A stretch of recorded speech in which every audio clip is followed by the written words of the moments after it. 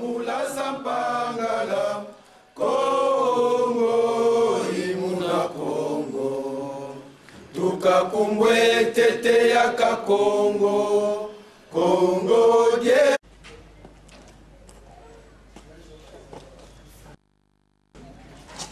Du monde,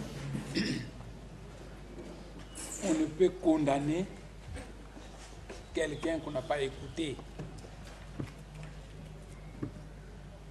Ainsi, la sagesse Congo enseigne que Nzonzi, Kadia Angangulu Yakutuli Mosiko, un vrai juge ne mange jamais un cochon qui n'a qu'une seule oreille. Le vrai juge doit écouter à gauche, il doit écouter à droite et apprécier. Et je vous ai demandé que je suis aussi votre frère. Nazaline de Konabino. Beaucoup qui condamné ngai ndenge wana te sans m'écouter. Yango wana sengaki boyoka ngai pe na se défendre comme ça beaucoup yoka makambo ngana koloba na makambo ba yebisaki bino poko comparer soki bozali bato beaucoup apprécier mais beaucoup juger bino moko.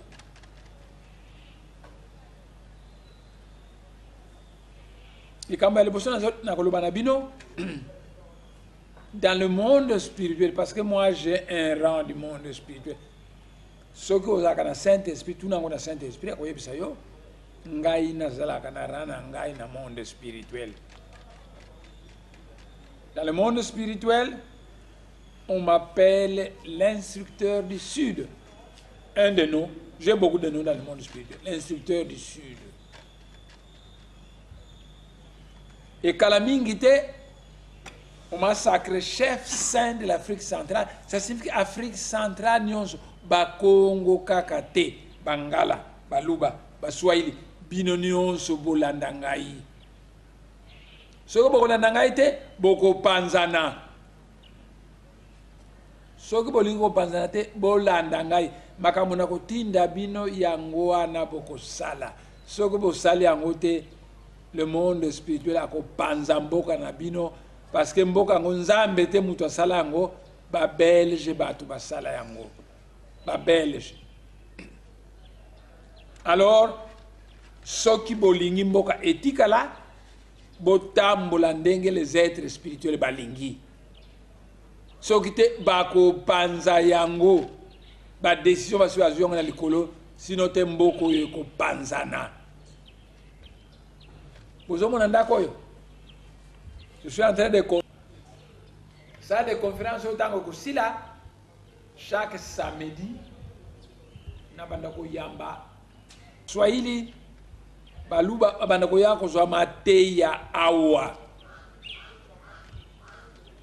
soki bolandi mateya na ngai monde spirituel akubénir bino soki boboyi yango faute na bisoté dans le monde spirituel mboko yo toko panza yango kimbambala.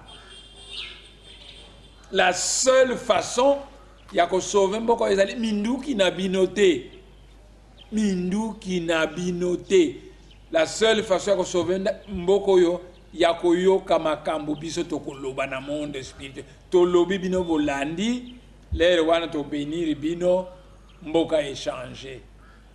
Mais ceux qui bolingi koyoki la bisote, bolo ba bisote na minduki, tokotala minduki na bino wana soki mokolo mususu ekokanga mate, tokotala ngo. C'est un jeu d'enfant ko bloquer minduki na bino pe ezobeta te. Mais omoni mbongo na ngai ebele nazali ko bebisa pana ko construire ça des conférences yo pona Bangala, pona Baluba, pona Bakongo, pona Baswahili. Voyez bien, le maître Jésus disait, il faut juger l'arbre suivant ses fruits. Botala batu bazali ko se vanter, oh moi j'ai 300 diplômes, bazali ko se vanter, batu ya pamba, botala ba fruits batu ba produire. Bande ko nangai. soki nazalaki mondele nde bozali kokumisa ngai ndenge bokumisaka nkolo Yesu bokumisaka ye kaka parce que aza mondele mais boyolakisa ngai mondele moko aproduire autant de congolais to ke ngai 2-3 congolais par jour 2-3 congolais par jour mondele nini azalité. Mais le maître Jésus tant bazako critiqué na Israël alors que nul n'est prophète chez lui. Donc ngai boyebi ngai te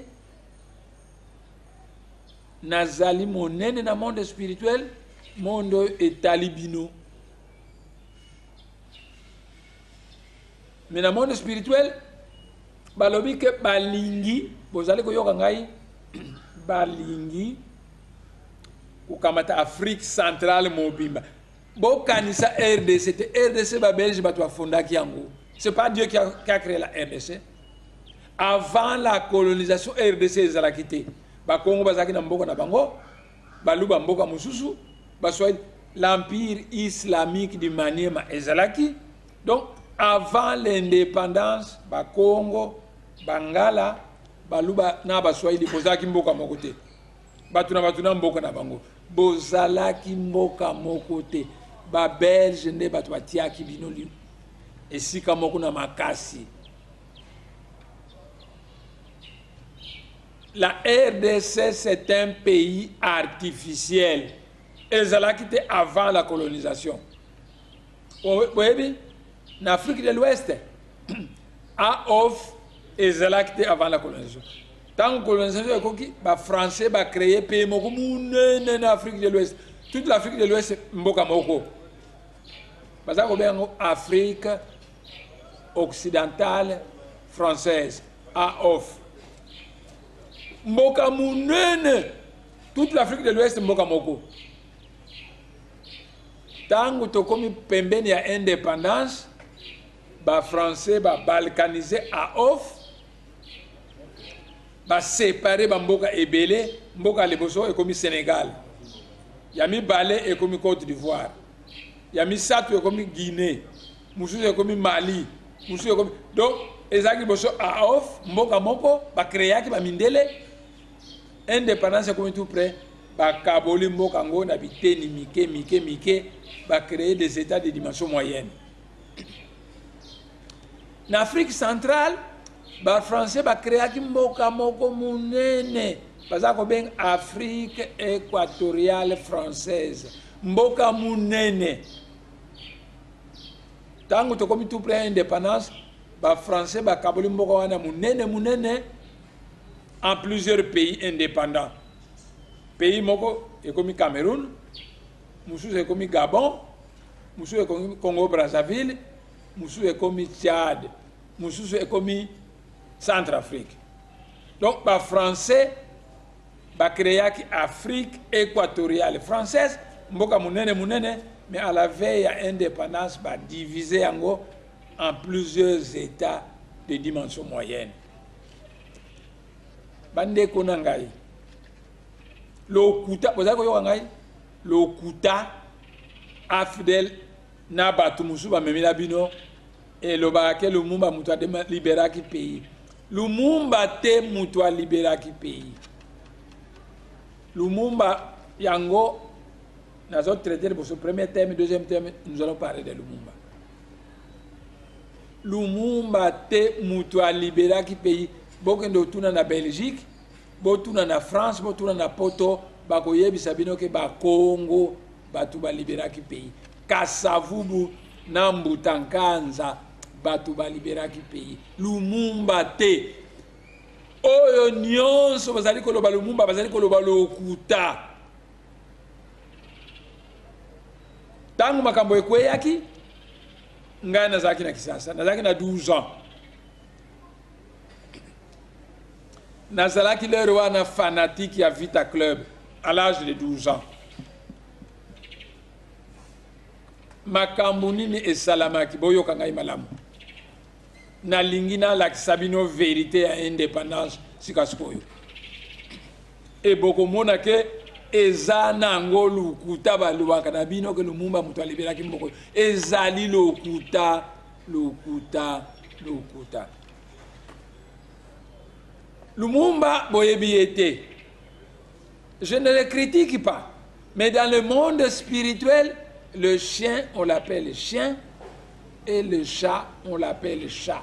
Mais bino na monde oyo voyou ya pamba bozo benga ye honorable. Na parlement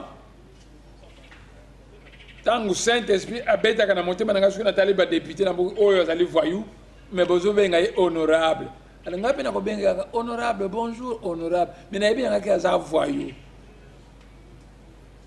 Musu natali na bi oyo azali véritable honorable vrai député. Donc kuna nakata parlement ba voyou bazali ba vrai député pe bazali. Mais bino mokili oyo nyonso batu nyonso na ba voyou na ba vrai député pour bien ba honorable. Mais maintenant ce qui ngana lobi vérité au Saint-Esprit azo dicter ngai pour le ba il m'a blessé parce que na bengi yo voyou ozaka na yo voyou na bengi yo voyou olobi il m'a blessé la vérité blesse. Bino bato mokili bolobaka la vérité blesse. Ça signifie que bolingi ko yoka vérité te bolingi lokuta oyo ko pesa bino plaisir. Mais dans le monde spirituel, le chien, on l'appelle chien, et le chat, on l'appelle chat. Nakoyebi sabino lelo makambu boko lingate me etali bino ngai nakoyebi sabino vérité. Vérité ya liboso nakoyebi sabino etali Lumumba. Lumumba aza mutetela. Azalaki kosala na chèque compte posto na Kisangani. Kuna pe Lumumba ayiba kimbongo. Bokende otuna ngo na ba vieux boyome ya mikolo ba yebi yango. Lumumba ayiba kambongo pe batiaka ina prison. Lumumba mutetela azalaki kosala na boyoma Kisangani ayiba mbongo. Yango na batiaki na prison. Lumumba azalaki évolué. Kasavubu pe azalaki évolué. Bolikango évolué. Moïse Tshombe évolué. Qu'est-ce que c'est un évolué? Ba Belge tango bayako coloniser bino, babanda ko ba mindele balobaki bango bazali civiliser bino bazali ba barbare. Batei bino batu mwindo bamekaki kolanda bamindele ba déclarer bango bakomi ba évoluer. Donc bakomi pene na mundele. Le reste des noirs sont des indigènes du Congo belge. Donc bino bozalaki ba indigènes ya Congo belge. Lumumba akomaki évoluer. Kasavubu évoluer. Bolikango évoluer. Moïse Tshombe évoluer. Il y a un certain nombre de Congolais qui ont évolué. Et Lumumba azalaki évolué. Lutte ya liboso, il y a indépendance, ezali ya Kasavubu ya Lumumba te.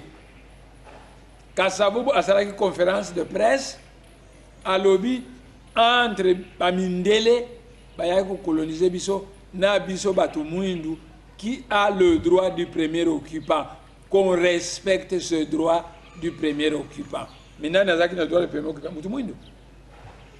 Donc, qu'on réclame le droit du premier occupant veut dire demander l'indépendance. Nana senga kango mbuta Kasavubu. Lumumba senga kinini. Lumumba alobino bino ba mindele bolobi biso tokomi ba évoluer. Maintenant ba boîte de nuit na bino biso tokota kate. Alors, pour l'accès biso que tu va évoluer, il faut faire en sorte que biso ba tout le monde va déclarer va évoluer, to banda ko kota na ba boîte de nuit moko na bino. Voilà makambo Lumumba za ko senga. Kasavubu abanda ko sema mabele, indépendance, le droit du premier occupant, Lumumba za ko senga ko kota boîte de nuit moko na ba mindele. Parce qu'avant l'indépendance, ba mindele boîte ni mususu, ba bara mususu, ba magasin mususu, ba tumuindu, ba magasin mususu, baboîte de nuit mosusu bandako mosusu. Lumumba azalaki agent ya sécurité belge, azalaki kosala na compte chèque position na kisangani, ayiba mbongo pe abandaki koréclame ke biso tokomi ba évoluer, il faut que na ba boîte de nuit moko na ba mindele, il faut vivre ba quartier moko na ba mindele, parce qu'avant l'indépendance ba mindele quartier mususu batu muindu quartier mususu. Kwame Nkrumah akomaki premier ministre du Ghana parce que basalaki Commonwealth, Anglais ba décidaki boyeke tokozaka na roi moko la reine d'Angleterre, mais chaque pays membre akozana premier ministre na ye. Inde azana premier ministre na ye, mais roi na bango reine d'Angleterre. Ghana premier ministre na bango, mais reine na bango reine d'Angleterre. Angleterre na premier ministre na bango, mais donc ba décidaki ndenge wana Commonwealth. Kwame Nkrumah akomaki premier ministre ya Ghana. Tango akomi premier ministre ya Ghana, a invité tous les nationalistes africains bazaka koyoka ba kombo. Abengi Neto ake na réunion na Ghana. Abengi Mandela ake na réunion. Abengi Nasser, abengi Modibo Keïta, abengi Sékou Touré, abengi Ben Bella, abengi Jomo Kenyatta, et na Congo abengaki Kasavubu na Lumumba. Mais avant obima na mboko yo, il faut oser un passeport. Et passeport, bazaka kozwa na hôtel de ville. Chef ya hôtel de ville, azaki gouverneur de la ville, était de la Foutaise, gouverneur de la ville de la Foutaise. Azaki premier bourgmestre de la ville de Kinshasa. Ville de Kinshasa ezalaka ya Bakongo, ya Bangala te, ya Baluba te, ya Baswahili te, ville ya Bakongo. Kisangani eza ya Baswahili ya Bakongo te. Mais premier bourgmestre azalaki belge, comme on a aimé ce tordeur. Atiaki mobeko que chaque fois ce qu'on lingi meeting, il faut une autorisation à hôtel de ville. Ce qui Kasavubu a 5 autorisations, pas payer ça en côté. Ce que le Mumba sengi ba pesi parce que agent na bango. Ce que Bolikango a sengi ba pesi parce que agent na bango. Ba Kongo ba sengi ba ko pesa te. Mokolo mususu Kasavubu a senga qui autorisation que le 4 janvier na lingi ko tenir meeting na Imika. 2 semaines durant bazo pesa réponse te.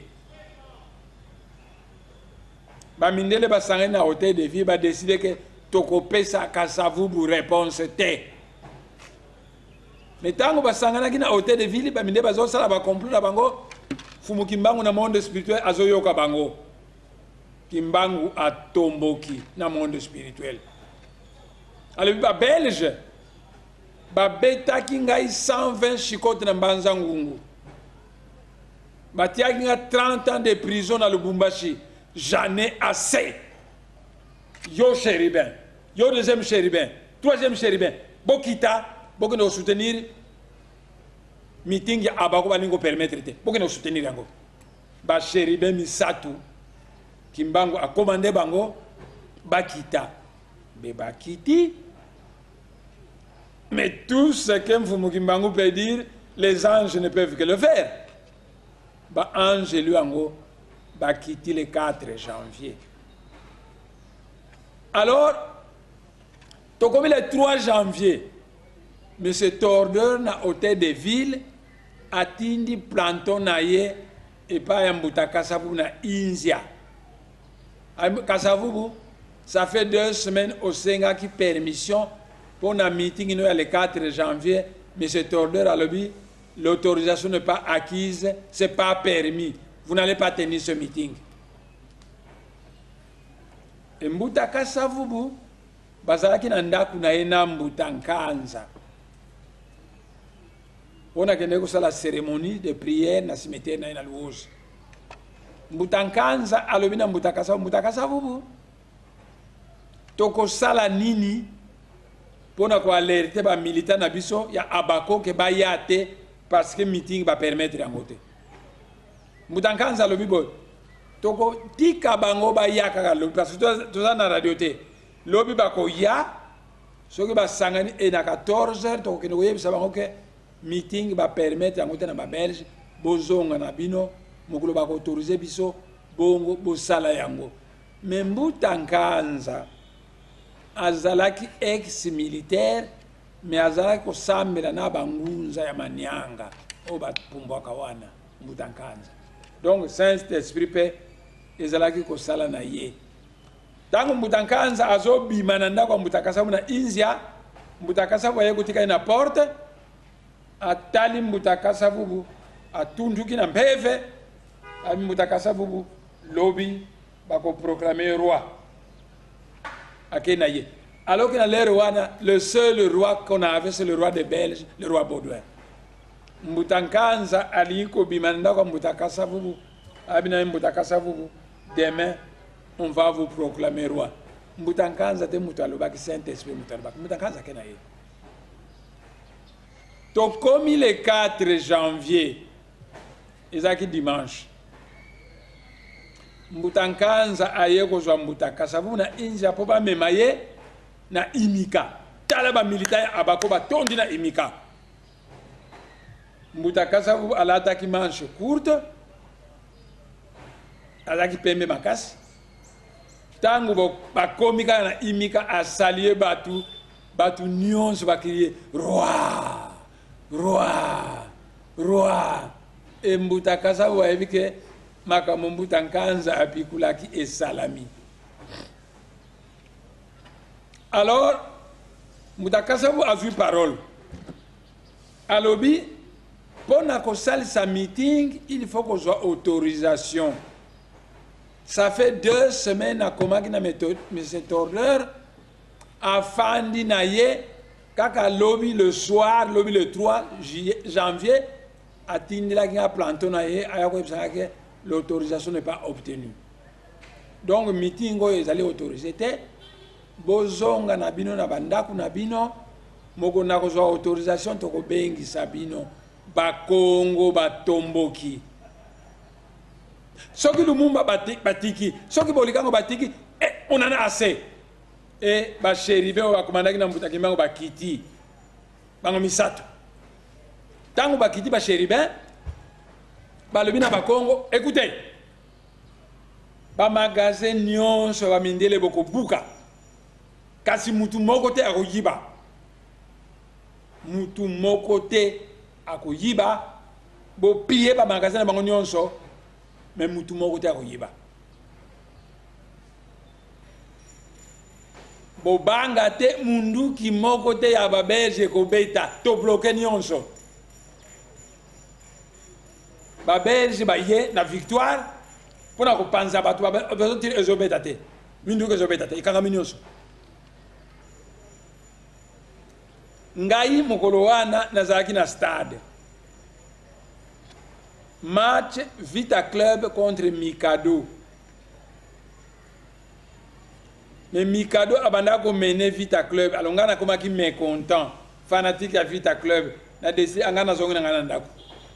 Na bimi na stade. Lero wana nazako fana pa grande sœur et mobali ya grande sœur bazako fana Luozi numéro 11.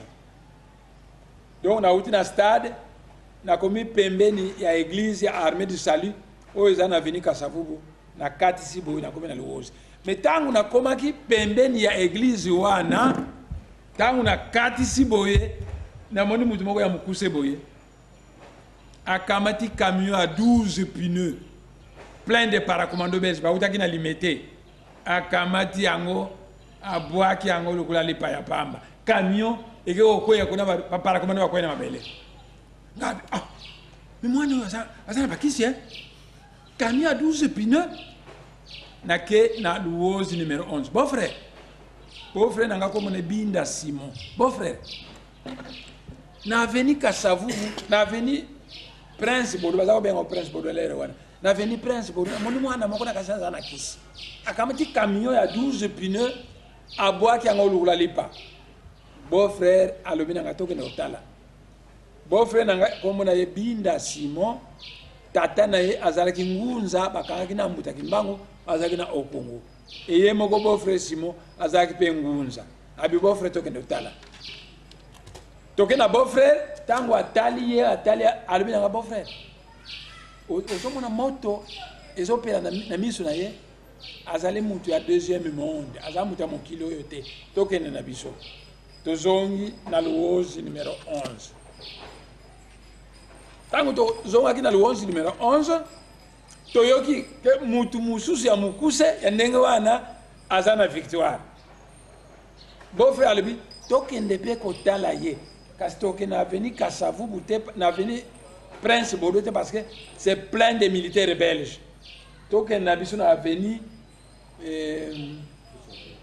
Éthiopie oyo ezalaka na nsima ya luozi wana tina victoire toke na beau-frère Simon tokomi na victoire ntango tokomi na victoire tomoni mutu mosusu ya mokuse boye me atie maboko na ye boye azoloba te bato ebele bautaki na bongolo bazoya dipanda baye epai mutu wana babi na ye Braza Pinto azali koboma batu ye afandi neka azoyoka bango boye bazoloba na Braza Pinto na bongolo azali koboma batu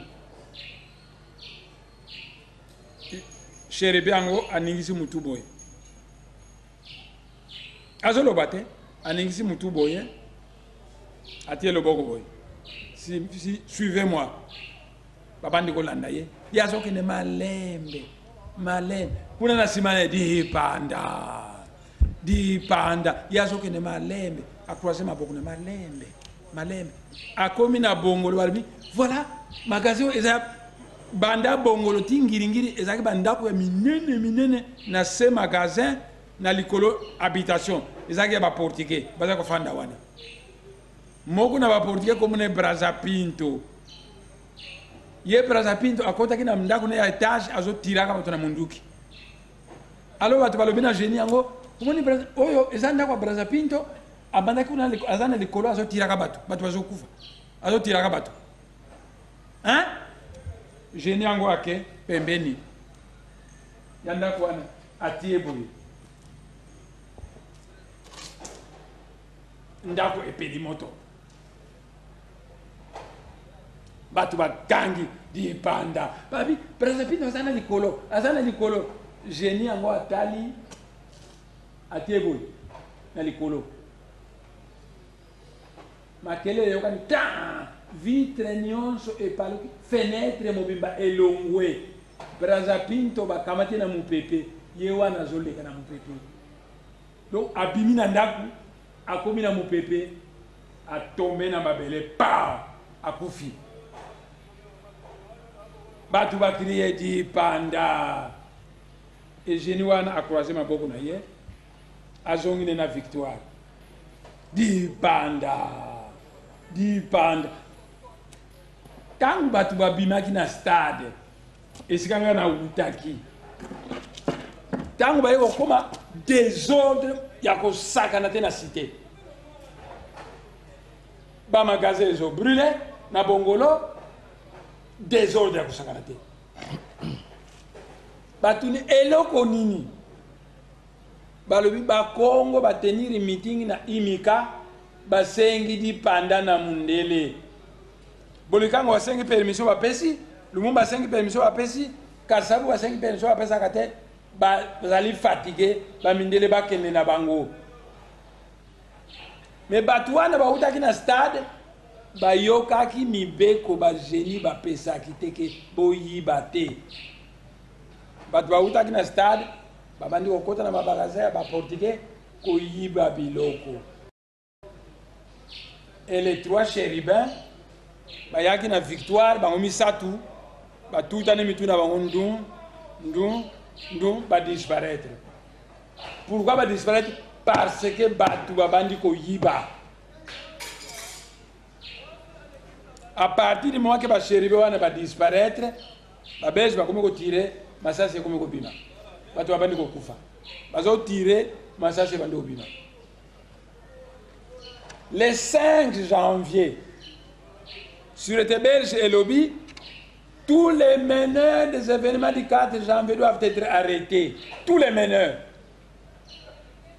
Le 4 janvier, Yangwana est connu le 30 juin. Sauf que le 4 janvier, c'est là que le 30 juin, il y a mais la Belge va lui, tous les meneurs du 4 janvier doivent être arrêtés. On va arrêter 24 personnes.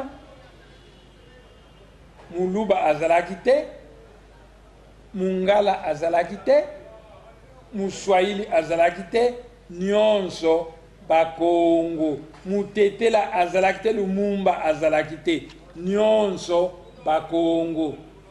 Nabandi ko bimisa ba photo na bango, batu bakangaki, ezotambula, botala Mungala mokote, Muluba mokote, Muswahili mokote, Nyonso bazalaki bakongo, bakangi bango.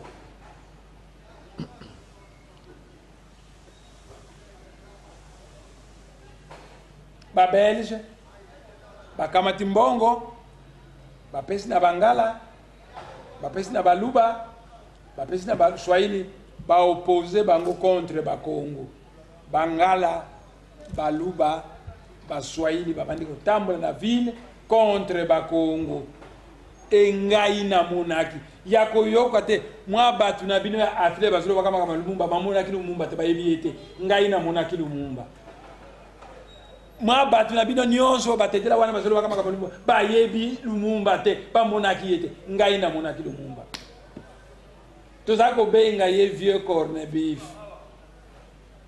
et Mobutu tozako benga ye vieux de Banzi parce que Lumumba bazala ko tambola na Mobutu na mobilete ya Mobutu et biso na Bandal tozako fana avenue Kimbondo na pembeni ya ndako ba monsieur Bala est jeune aza mumboma matadi kamala nanga tuza kutanga na ngilingi Bala est jeune na tongo toko fana biso na Kimbondo wana na ndako ba Bala est jeune et Mobutu azoleka na moto na Lumumba parce que Mobutu pe azaki na ndako na avenue Kimbondo Mobutu asale biso vieux de Banzi albi comment ba petit ya Vita Club. Tout ça est vieux de Banzi parce que Guadolité Kalabaza ko ben Banziville. Vieux de Banzi donc mutua Banziville. Tous alumumba zaki na sima. Mobutu azo memaye. Tout ça le mumba le vieux corned beef. Lumumba seki apesi bisombote. Ba petit à Vita Club oye. Ba le kina Mobutu. Pourquoi tu as bien Lumumba vieux corned beef parce que dans l'ère wana na 59 bazaka koteka corned beef comme nango corned beef marque Emery. Lumumba comme na Emery Patrice Lumumba. Yango zako benga ye vieux corned beef. Vieux corned beef ba petit à Vita Club, vieux de Banzi. Baleki. Ngai na mona Lumumba. Tous les restes là qui vous parlent du bruit dans la radio, batu ya pamba, batu ya lukuta, ba mona Lumumba, te ba yebiete, makamba zali ko ba ya lukuta ya ko fabriquer un Lumumba imaginaire.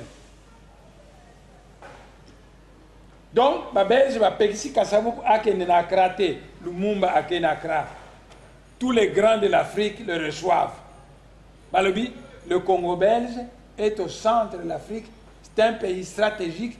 Yo Lumumba, nous te recevons. Ba Ben Bella, ba Sékou Touré, ba Modibo Keïta, ba Jomo Kenyatta, ba Neto, tous les grands de l'Afrique étaient là. Ba Yambi Lumumba, en séance de travail. Lumumba, bino na Congo, mutu azali na région ezali nde Kasavubu. Azali ko lutter droit ya bato monde de premier occupant. Mais yo, olingi yo konomela masanga na boîte, no nimoko na ba mindele, c'est de la foutaise, ce sont des bêtises. Tant aux Ozonga, on réclamait indépendance pour la Kasavubu. Faut que nous mettions la massanga na boîte, les abats bêtises. Nous avons mindele. Lumumba tango azongi a changé. Discours ya Lumumba est changé. Or dans l'ère wana, Kwame Nkrumah, bazako benga ye communiste. L'ère wana so benga communiste, c'est un élément très dangereux à travers le monde entier. Et balobi que Lumumba a komi na ye disciple ya Kwame Nkrumah. Église catholique belge lobi parti politique na MNC biso batofundaki yango po elitaka contre Abako. Donc parti biso ba belge to créaki to pesaki na Lumumba po elitaka contre Abako. Lukula Lumumba komi na ye disciple ya Kwame Nkrumah parti yango pe to ko boma yango. Ba bengisi Kalonji aza mundu balobi Kalonji lukula bozoke na lulu abu Kananga. Kosala congrès ya MNC. Bo panza MNC en deux. MNC abatetela na ya baluba. Ba komi na lulu abu baluba basali opposition. Baluba basala kaka opposition. Basali opposition. MNC et Kaboni na deux. MNC Kalonji na MNC Lumumba. Lumumba était devenu fou furieux contre les Baluba. Et aussi longtemps que le 30 juin, comme Premier ministre, a joué Minduki et Outaki na Moscou, a pris la milice à MNC à lui, pour que ne Boma Baluba na Bakwanga. Et le 23 août, milice wana MNC et que Ebomi Baluba 283 na Bakwanga. 283 Baluba le 23 août Babomi na Bakwanga. Tangu makambo yokani ke Lumumba atindi batu bakende koboma Baluba pe babomi bango. Baluba babanda ko kima telema batete bazoboma bango. Caritas Congo ya ba catholique banda ko nego Baluba omemaka bango na Kinshasa baza ko tika bango na kan Lufungula. Et Caritas alobi nous sommes après ce communiqué na radio abi nous sommes dépassés ce que mutu moko ya bonne volonté akoki ko ke nous ata un munu bato deux atia na ndaku na ye parce que bato bakomi trop. Et na ndaku na biso Nkulu numéro 75 na Bandalungwa tukende ko tata moko ya muluba na mwasi na ina bana na mibale. Il vivait chez nous Baluba. Bakongo, les grands initiés, pas n'importe quel Congo, les grands initiés Bakongo passent les réunions. Bageko Talambuta Kassavu. Balobi, tous les grands initiés qui savent les grands événements qui se sont produits au début de la race Bantou, Bayebi que Baluba, Bazalaka ba neveu, ya Bakongo. Ce que Bazana Bango bien Baluba, to kipe bango te Bazana pays na Bango Kasai. Kasi, to lingi koyoka teke mutu moko atelemeni bango azoboma bango. Lumumba auti ko boma Baluba, yo Kasavu président. Il faut le monde qui premier ministre. Abomi ba neveu na biso. Alors Kasavu a kamati téléphone. Azo téléphoner Lumumba. Allô, allô. Oui. Je voudrais parler à Patrice Lumumba. C'est moi-même. Lumumba. Biso ba Congo. À partir du moment que Kimbangu a télémaki, ba Belge ba bomaki ba Congo ebele, ba tumbi ba mboka ebele. Na kanisa kite makambo ndengo wana ko salama lesusu soki to komi indépendant ke tribu moko ya RDC e mona pasi soki ozwaki makambo na Baluba eloko nini ezangaki yo obengisa ba chef coutumier ya Baluba o bosola na bango yo otindi batu na yo bakende oboma Baluba. Lumumba akamati téléphone crac akangi yango allô allô allô Patrice allô ezolo ba ajouter Lumumba a un téléphone.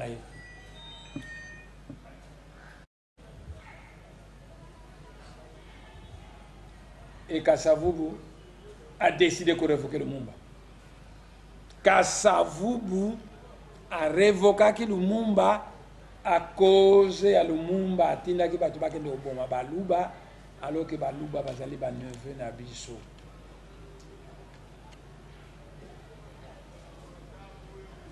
Mais Kassavubu a Koufaki à cause de Tshisekedi. Nous arriverons aussi là-bas. Mais je vous annonce déjà que Kassavubu a révoqué Lumumba parce que Abomaki Baluba et Kasavubu Akufak à cause de Tshisekedi. Je vais vous expliquer ça.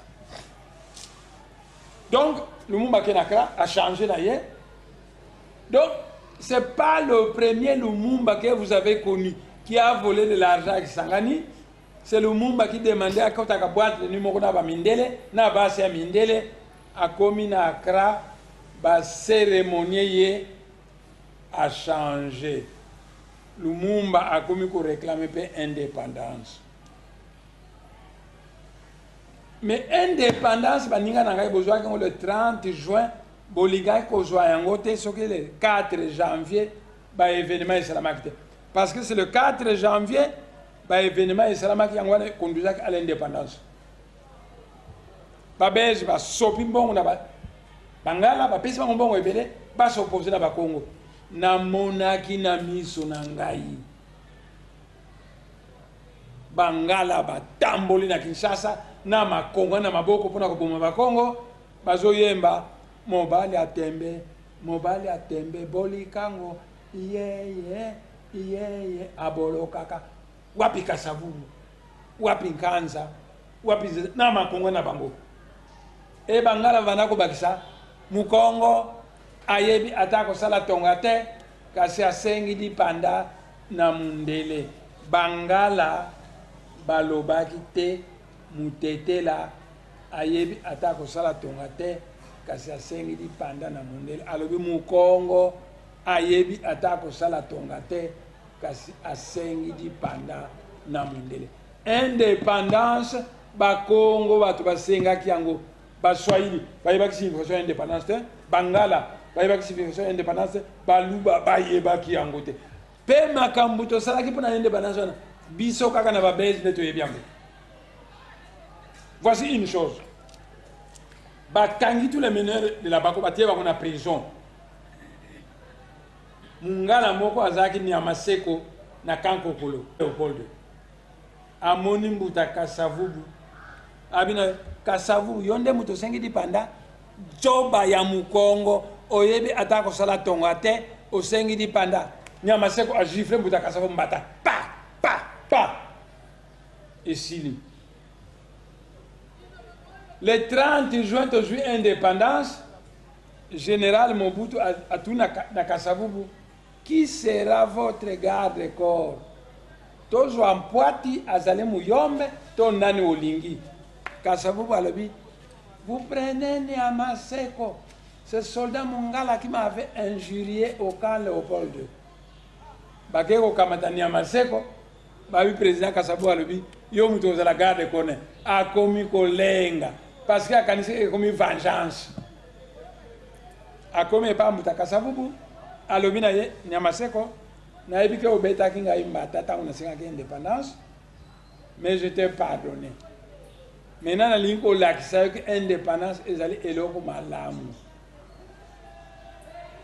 Au commis garde corps nangaï.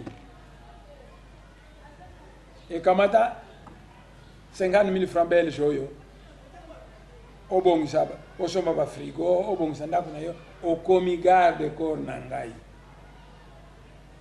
Nyamaseko azongi nandaku naye, alobi naye, namwasi naye, Bakongo Nzambe asala bango ndenge mususu. Mutu na betaki mbata azwinga garde corps na ye apesi 50 000 francs belges. Bakongo Nzambe asala bango ndenge mususu. Effectivement Bakongo baza lukula baluba te boyi bakongo te bokanisa te ke mukongo za semblable na muluba na mungala na muso bakongo baza différent ya bangala différent ya baluba différent ya baswahili bakongo Nzambe asala bango ndenge muso boyi muselekete aza lukula crocodile mais jamais muselekete akoma crocodile akokolia 15 sacs ya fufu jamais akoma munene lokola crocodile te. Donc mungala muluba muswahili aza mukongo te. Ils peuvent tout faire, ils ne peuvent pas devenir comme des Bakongo. Bakongo Nzambe asala bango. Parce que bah, étoile wana mamonaka. Ce sont des mondes hein, qui sont habités par des êtres vivants, soit des êtres spirituels. Mais dans chaque planète, il y a une catégorie de gens. Dans le monde spirituel, le chérubin n'est pas égal au séraphin. Tous ça sont des anges, mais pas ça différents. Chérubin, aza mutumususu, séraphin mutumususu. De telle manière qu'à Mukili, pour mon il est semblable à un crocodile, mais à un crocodile. Pour mon Mukongo, aza semblable à muluba na mungala, aza muko muluba te, aza mungala te, aza mukongo. Parce que d'abord, il y a une vérité que je vais vous apprendre. Quand Dieu a créé l'univers, sur chaque planète, il a mis des peuples d'élite. Soit des anges, soit des esprits, mais les différentes planètes, il y a des peuples d'élite. Et sur la planète Terre, Dieu a pris les Juifs, les Béna Israël, il a pris les Béna Congo et il a pris les Allemands, les Juifs, les Béna Israël, les Béna Congo et les Allemands, et Dieu leur a confié une mission spéciale. Donc tous les Blancs en Europe peuvent faire tout ce qu'ils veulent comme alimenter. L'Allemagne, c'est la race supérieure de l'Europe. Et Muluba, Mungala, Muswahili, Bakoko Sala Nyonso, Bakoma Bakongo Te. Les Bakongo, c'est la race supérieure de la RDC. Nous devons voir ça. Vous voyez, Dieu a un nom. Tata Zambie a sana kombona, nenga kombona mwana nzembe, yepa sana kombona, kombona a Congo. Tata Zambie o asala likolona se, kombona ye a Congo. Et les Bakongo, c'est ce peuple qui porte le nom de Dieu. Les Bakongo, c'est le peuple du Dieu à Congo. Ah, vous prenez ça pour une petite chose. Yangwana, Soki Bakongo, Balingo Sala Kambu, toujours en rapport avec le monde spirituel. Et en un rien de tel le monde spirituel réagit. Babel, je vais pas embêter, parce que Bachéribé Bakiti. Lelo Soki Bakongo, Balobi, Ba Oyo Bakomo embêter, biso, Bogomona Bachéribé Bakokita, sa face et Kokoma Awa, Somo et Kokoma, Bogomona Banyama Bakozonga na Zamba. Bakongo, ce n'est pas n'importe quel noir. Les Bakongo, les Juifs et les Allemands ont une mission particulière sur la planète Terre. C'est Dieu qui leur a donné cette mission. Donc, comme en Amérique, au 15e siècle, Bamindele, Bamemi, Bamindele, comme en Amérique, Babomi, Bapo Rouge, Bajuif, Bangoma Belé. Bayo kamata prisonnier na poto bakende usala ba plantation kuna misala ezotambula te baminele bazwi ba peau rouge basalisa bango misala ezotambula te ba peau rouge babi bato bayeko boma biso to kusala misala na bango te. Donc ba prisonnier baminele na poto bamemi bango misala ezotambula te bamindele bayeko so bato mwindu na Afrique bamemi bango na Amérique. Amérique ekomi tala na bato mwindu ebele. Et Haïti, et comment dire, les Français, Talaba tout le monde, ébélé, les esclaves, les se révolter. Il y a tout le monde, top on a chef moko a dirigé Bisso. Donc, les esclaves, ils sont ouest africain, ils sont sud africain, ils sont partout, il y a tout le monde, ils poni mu Congo, moko a la chef na bango, Kombo na ye makandala. Et poni ba Congo mi balé. Bazala ba adjoint à chef wana ba Kongo wana mibale moko ko mona makaya musuko mona mavungu ba poni bango na ba noir nyonso bango nde batu ba dirigeant qui révolte ba noir na Haïti kende na ba université nyonso na Amérique okotanga ba koma que ce Makandala était un Africain que les siens prenaient pour un prophète. Les agents de Makandala répandus sur toute la colonie d'Haïti lui obéissait au moindre signe. Les deux adjoints de Makandala s'appelaient Makaya et Mavungu, et ils disaient qu'ils étaient des Benakongo.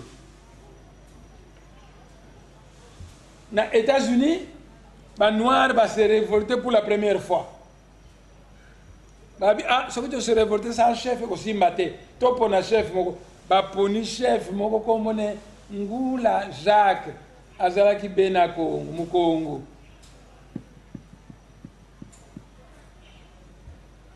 Na Brésil, 50% ya Noirs baza na Brésil baza ba Congo. Na Brésil, ba se révolter, ba kimi na forêt de l'Amazone, ba créer province na bango ya batu mwindu. Chef nango ba bengi le roi du Congo. Batu mwindu nyonso ba yokani babi titre nzo ko pesa le roi du Congo. Kuna na Brésil, ba esclave ba se révolter, ba poni chef na bango moko komone Nganga Zumbu azalaki Mukongo. Ba Hollandais na ba Portugais ba sangani ba ko bundisa Nganga Zumbu a gagné bango. Première défaite. Ba ko se préparer pendant 3 ans ba ko bundisa Nganga Zumbu. Deuxième défaite a gagné bango.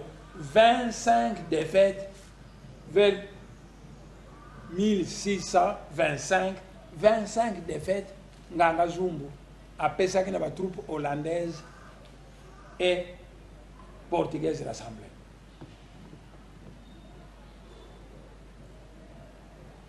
Kuna na Brésil, les Pelé, tout ça sont des Bakongo. Pelé, mon commission na France, à l'objet, réforme et équipe du Brésil, basali ezali malamu te. Balongoli batu mwindu ebele, lukula pe balongoli batu mwindu, balongoli pe le Makumba.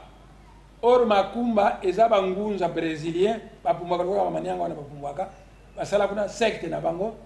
Chaque fois avant qu'on beta match, ba joueur il faut pas que na Makumba, ba pesa ngo ba bénédiction. Yangwana chaque fois baza ko gagner. À un moment donné, ba mindele balongoli batu mwindu ebele na équipe de football, ba le pe Makumba wana pe to ko résultat. Pelé à l'objet, c'est une erreur très grave. Le Koulabo, laissez tomber le Makumba, l'équipe du Brésil court un péril. Et pour la première fois, Allemagne contre le Brésil, 7-1. Brésil va policier 7-1. Pelé, Azana et Mukongo. Charles Taylor, l'ancien président de Libéria, un noir américain d'origine Congo, a déposé dans Libéria. Azane Mukongo. Martin Luther King, l'ancien pasteur là-bas, Azane Mukongo, esclave d'origine Congo. Et Awa, Vita Kimpa, Azamu Ngalate, Azamu Lubate, Azamu Swahili, Azamu Congo. Mfumu Kimbangu, Azamu Ngalate, Azamu Lubate, Azamu Swahili, Azamu Congo. Et le 4 janvier 50, Mbutaka Savubu et Mbutankanza, Bazali Balubate, Bangalate, Baswahilite, Bazali Bakongo. Na poto, ba grec, ba koko salama kamunyonso, ba koko kana ba Allemagne te. Awa en Afrique centrale, ba Congo de Allemagne, Baluba, Bangala, Baswahili, Bazali ba grec. Soki lelo amiko zonga epai na bango 10 ans ekoleka te bana ko ya kosenga aide epai ba Congo bazali ba grec ya batu mwindu biso nde tozali ba allemand.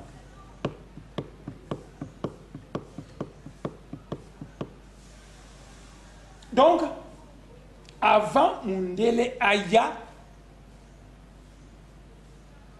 ba Congo na baluba na bangala na baswahili bazaki mboka mokote. Bakongo bazaki na mboka na bango, baluba mboka na bango, baswahili mboka na bango, bangala mboka na bango. Puis Belgique a sangisi biso na makasi. Le 4 janvier to sengi indépendance, batie ba Mbutakasa na prison na Kankokolo. avion moko ya armée belge ya kozwa bango na butu bazwi Kasavubu Nzezalandu Nkanza bamemi bango na Belgique ekomi na tongo basi na bango bazali kona kutikila bango biloko kolia bakomi babi Kasavubu Nkanza Nzezalandu bazali na priorité to éviter ba belge bamemi bango na trouble ni yako bimana Kinshasa Kasavubu awazali wapi Tito Mankanza alobi na radio belge alobi mbuta Kasavubu na papa Nkanza na Nzezalandu bazali na Belgique bazali ndapu na ngai bakongo base calme. Alors il y avait des négociations secrètes entre les politiciens belges na bakongo. Lumumba azalaki te, Tshombe azalaki te, Bolikango azalaki te, tous les Nyangalakata bazalaki te, bakongo na ba belge, des négociations secrètes. Ah, révolte ça même pour bakongo azosanga indépendance, nous négocions avec les bakongo, Bangala ils ont problème te, Baluba baza problème te, Baswahili problème te, nous sommes en train de les commanditer. Donc on négocie avec les bakongo, ici les 3 bakongo les plus forts na Belgique. Balobi, Belge Balobi, biso tolingi ko tika bino, au moment de la France a créé un pays moko la off, mais à la veille de l'indépendance a divisé en plusieurs parties Sénégal, Mali, Côte d'Ivoire, Dahomey, biso pe Belge, mais biso Belge tolingi ko sala ndenga wana te. Biso toko tika bino esika moko Bangala, Baluba, Baswahili, boko tika la esika moko. Congo uni, pays fort. Kasavubu Nkanza Nzezalandu balobi tolingi indépendance ya Congo babi Congo uni, pays fort. Mais toyokani boye. Toko tika bino nyonso esika moko. Mais après 10 années d'essai, soki tomoni ke bozali koyoka na Bangala na Baluba na Baswahili, Roi Baudouin akozonga na mboka na bino kosalisa référendum d'autodétermination et Congo central et kolongwa lere wana. Kasavubu Nkanza Nzezalandu ba négocier yango na ba policiers belges na Bruxelles. Il n'y avait que de bakongo là-bas, ba policiers na bino wana Nyangalakata bazalaki te. Tangu bayokani ndenge wana Kasavubu Nkanza Nzezalandu bazongi na bango na Congo. Mais bauta ko senga makambi ko zo makambi balé basenga que table ronde pour l'indépendance et salamo. Et bayokana na ba Belge que tokoti kabino et France a divisé à off en plusieurs pays mais biso tokoti kabino et sikamoko. Ce qui après 10 ans vous allez ko yokana te Roi Baudouin ko zonga ko kabola bino. Lukula bakasawo bateka ko senga table ronde bazongi ba préparer table ronde ba Tshombe balu ba nyonso ya RDC bake na Bruxelles. Kasavubu akomi na Bruxelles alobi namoni tous les Congolais présents mutu nazomona te eza Lumumba azali wapi babi ono Lumumba yibaki mbongo na compte chèque posto yango wana aza na prison. Kasavubu alobi makambo oyiba mbongo eza makambo mususu makambo toyeko traité wa ezali indépendance pe makambo mususu. Lumumba il faut aya to traité makambo indépendance soki to zongi boko ko zongi na prison etali bino. Mais pour le moment ezali table ronde de tous les politiciens congolais. Lumumba c'est le plus grand politicien de Kisangani. Kanza Kasavubu Nzezalandu c'est le plus grand politicien de Kinshasa. Tshombe du Katanga. Lumumba il faut aya soki Lumumba ko yate ngai Kasavubu na kwa CCT abimi na imbuta Kasavubu abimi na table ronde na Bruxelles akene na Liège. Na Liège ba journaliste batunie monsieur Kasavubu yo ozosenga indépendance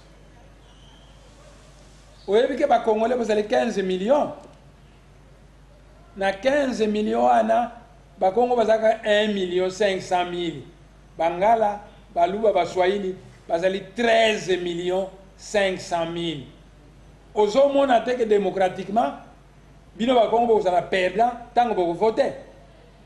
Alors Comment yo olingo yo kila bangala te, olingo yo kila baluba te, olingo yo baswahili te kama kamuna yo. Kasavubu alobi na ba journaliste. Si dans une salle de classe, vous dites 2 fois 3 égale combien? Et 30 élèves répondent que 2 fois 3 égale 40. Et le moniteur, tout seul, il dit que 2 fois 3 égale 6. Qui a raison? Le journaliste va le dire, c'est le moniteur qui a raison. Et pourtant, il est la minorité. Nous, les Bakongo, nous sommes les moniteurs du Congo belge. Nous sommes une minorité, mais une minorité qui a raison. Le journaliste Moussou Atounié, Mbouta Kassavou, il paraît que yo, tu arrives à disparaître, tu arrives à faire des miracles. Il semble que yo aux alliés mystiques, au lobinini, aux alliés kotungi sababej, n'a pas miracle wana. Mbouta Kassavou balobi, on me prenait pour un magicien. Je ne le suis pas. Mais tout silencieusement, je me suis mis à tirer profit de cette réputation. À Tikibango. À Longwe, à Kenaye, en France, Kota la maître croqué. Tous les policiers congolais passent à Bruxelles.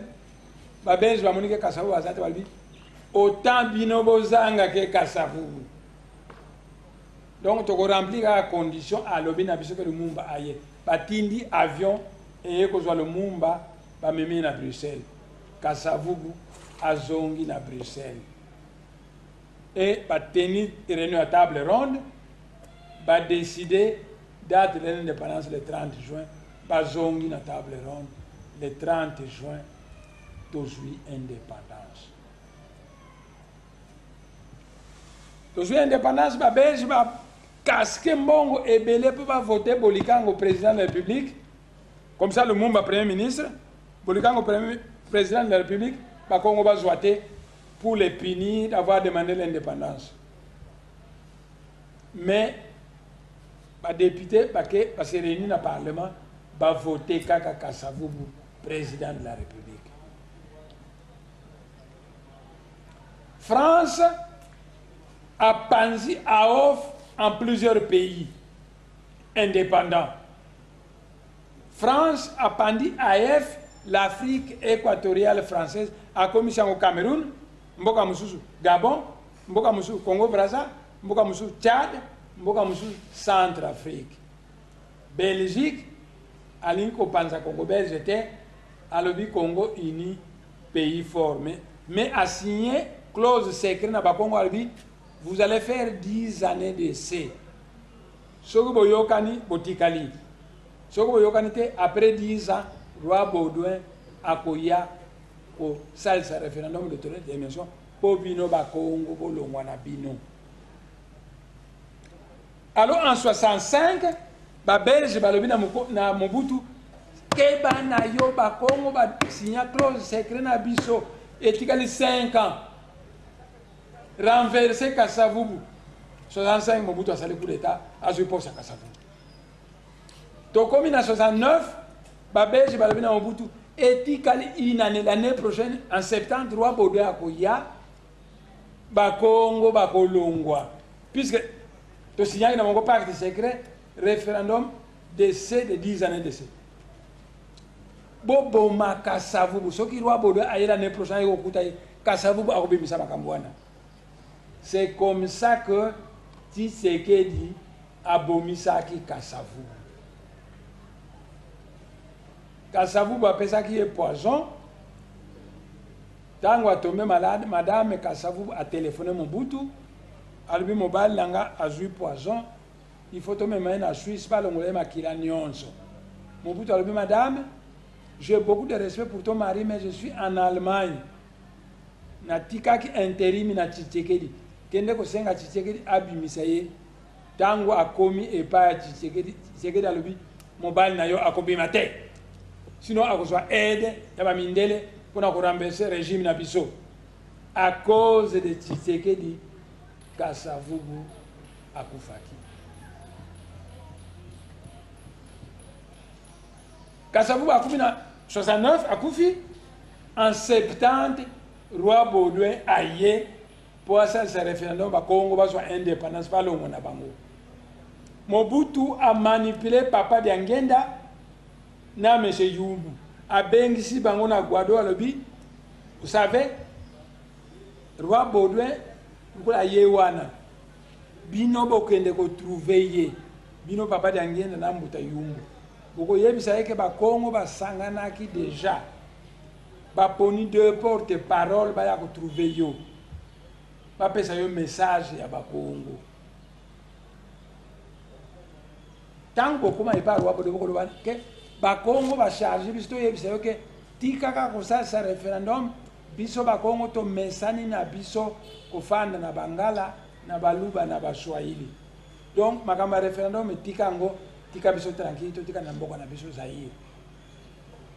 Papa Diangenda na M. Yumbu bake ko trouver roi Baudouin ba yebisi makambo wana roi Baudouin alobi OK ezali volonté na bino bato kosenga yango to signaki yango yango to lingo réaliser mais le coup là bo changer na bino bo fandi na Bangala Baluba Baswahili bo monike bo message na bango problème ngana zongi na ngai et roi Baudouin azonga ki na Belgique. Donc indépendance à Congo elingaki ko provenir déjà en 70 et l'attaque à cause de Papa Diangenda na M. Yumbu. Pour qu'on récompense bango Mobutu a pesa kimbongo ebele na Papa Diangenda.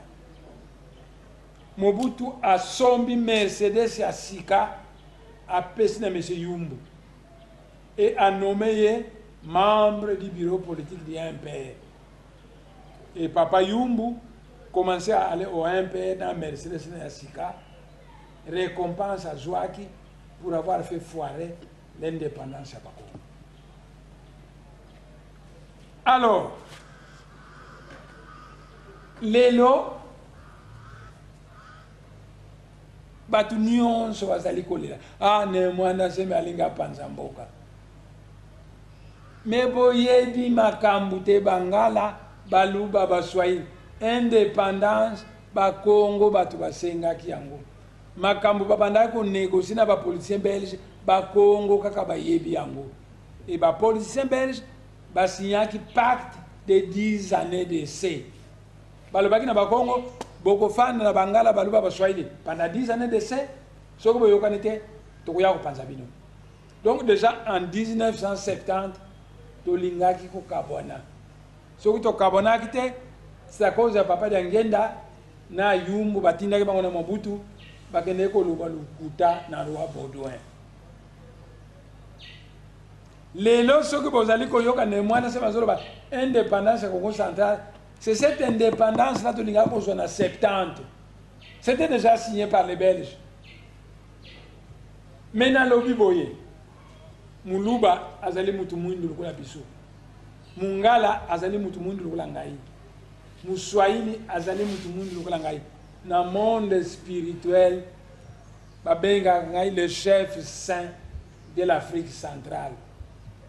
Na Afrique centrale yango ezaka Bakongo te. Bangala bazali, Baluba bazali, Baswahili ba. Bango pe bazali batu na ngai. Donc nakoka koluka bolamu ya Bakongo kaka te, mais il faut na luka kebe bolamu ya Baluba, ya Bangala pe ya Baswahili. On m'appelle dans le ciel le chef saint de l'Afrique centrale. Bolinga, bino bozale bonani, bozale bampese ya pamba, bolinga, te le monde spirituel m'appelle le chef saint de l'Afrique centrale. Il faut voir trône na fanda kuna ndenge ezali kongala.